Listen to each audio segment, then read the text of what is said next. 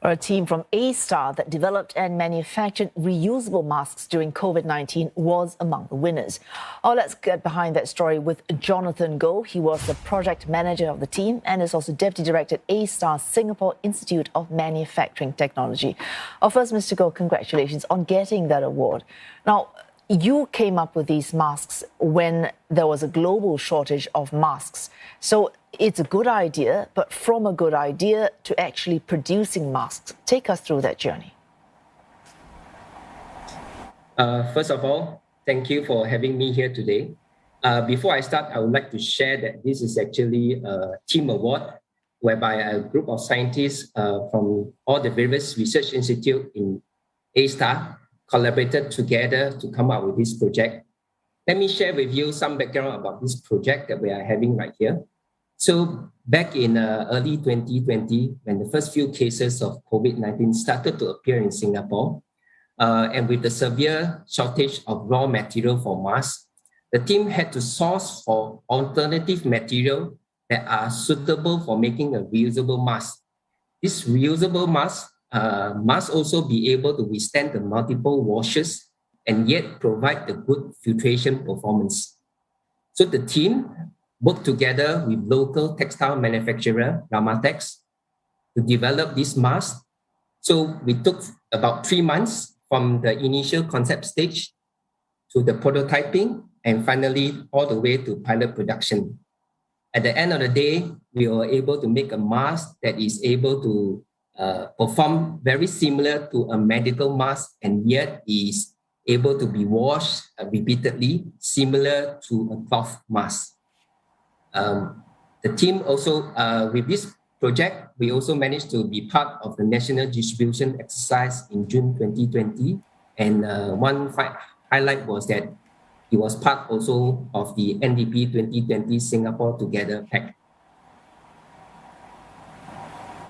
Mr. Goh, the performance of the mask, it was essential in the manufacture and the design of it. Can you remind us again some of the things that your team had to take into account in order to make the idea of this reusable mask work? Okay, so there were some challenges when we started this project to make sure that the mask is able to perform as what it is intended. So one of the key innovation that of this mask was to identify and source of alternative material that is able to withstand the washes and have good filtration performance. As you know, most of the mask material that we currently have in the market for disposable masks are suitable for one-time use. So they may not be robust enough to withstand the multiple washes. So the team had to go and source globally for various configurations of material type that can withstand the washes, go through multiple cycles of washes, and yet provide the final performance that is required of a medical mask. The other key consideration that the team did was that we need to make sure that the material that we selected must be breathable as well as comfortable, as users are required to wear them on their faces for a prolonged period of time. Mr. Goh, several points that you've already brought up. You worked with a local textile company to develop the kind of material you needed to make these masks. As you have pointed out several times, there are several stringent conditions. So, for example, being able to withstand multiple washing, being breathable, usable, and also it has to meet medical standards. It has to block viruses. So these things, I take it no local textile company would have the right kind of material just for your masks. How did you work with this local company so that both of you were able to meet your requirements so that you could use the material to make these masks? Okay, so typically for a mask, it consists of various material configuration from the inner, the middle, and the outer layer. So what we did was we worked together with Ramatex, the local textile manufacturer, to look into the wide arrays of textile that they have and identify something that can be used as part of the material used for the mask.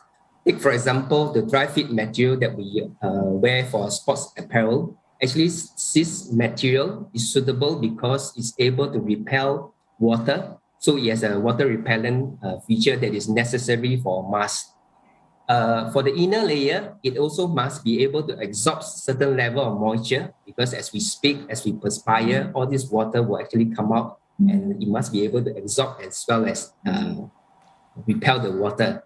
For the filtration layer, we also source globally for different from different sources internationally to make sure that we are able to secure a filtration layer that is able to provide the right protection level.